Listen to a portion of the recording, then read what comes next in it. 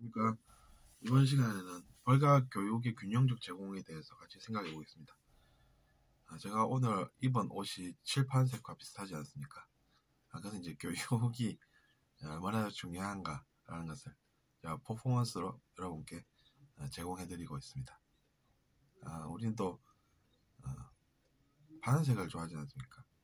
저녁이 되면 좀 어두워지고 낮에는 좀 밝고 그런 자연이 우리에게 가져다 주는 것들이 많습니다. 그래서 여러분도 이제 그런 자연을 가까이 하시면서 건강도 되찾으시라는 그런 생각을 해본답니다. 어쨌든 우리가 교육의 중요성은 벌과 교육의 균형적 제공이라는 것에 대해서 생각하게 합니다. 왜 그러냐면 우리의 처벌의 욕구로 누군가를 벌만 해야 한다라고 이야기를 합니다. 근데 이제 진실은 어떻게 될까요? 그것은 누군가를 그렇게 처벌하고자 하는 자기 자신의 심리, 마음 그것이 드러나는 것입니다. 그렇게도 볼 수가 있다는 것이죠. 그렇기 때문에 우리는 그런 처벌의 욕구를 초월해가는 그런 여정이 또 있게 된다는 것입니다. 그럼 이제 그런 처벌의 욕구를 극복하면 어떤 생각이 드는지 또 알아볼 수 있습니다.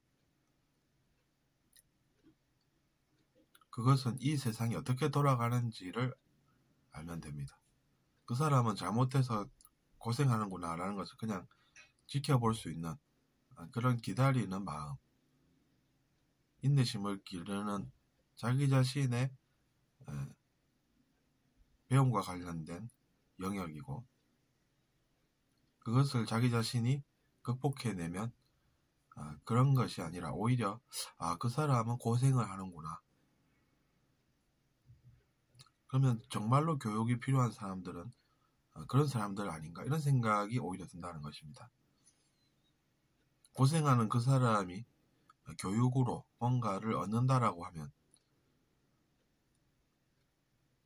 문제가 나도 안 생기고 그 사람도 안 생기고 그렇게 또 진행이 된다는 것이죠. 그렇기 때문에 오히려 고생을 한다라는 그 사실이 그 사람에게 문제가 되겠구나 라고 해석할 수 있고 그러면 그 사람에게 교육을 제공하면 전보다 그 사람이 뭔가 나아지는 것이고 그럼 그것은 좋은 일이 일어나는 것이라는 이야기입니다.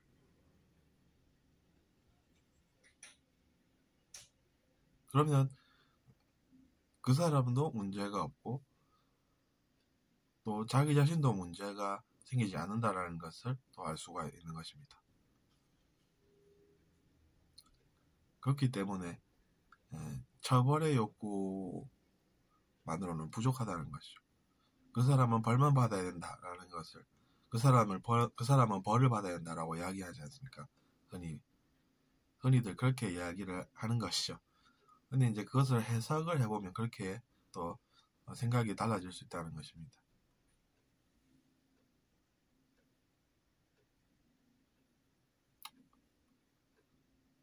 우리가 사랑의 매라는 것을 생각을 해보면 똑같습니다.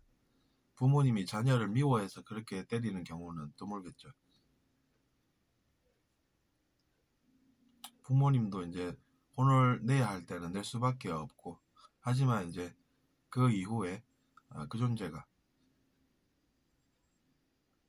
존재의 영혼이 필요한 배움을 가지게 된다는 것이 의미가 있는 일인 것입니다. 새롭게 뭔가를 느끼게 된다는 것이죠. 그럼으로써 의식이 더 성장하고 예전보다 더 나은 사람이 되는 것입니다.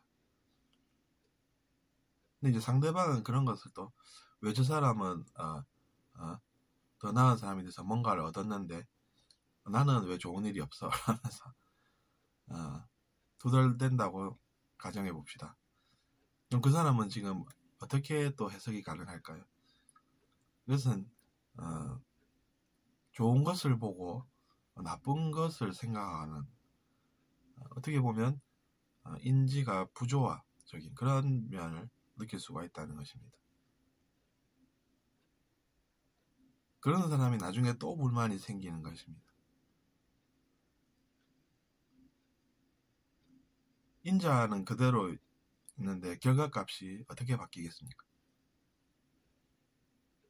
원인이 바뀌지 않는데 결과가 어떻게 달라지겠습니까?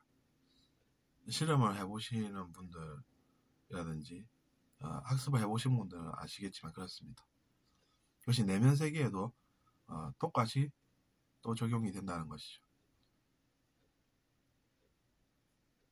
그렇게 생각을 해볼 수도 있는 것이니 참고하시고 잘 들으셨다면 구독 부탁드리겠습니다. 안녕히 계십시오.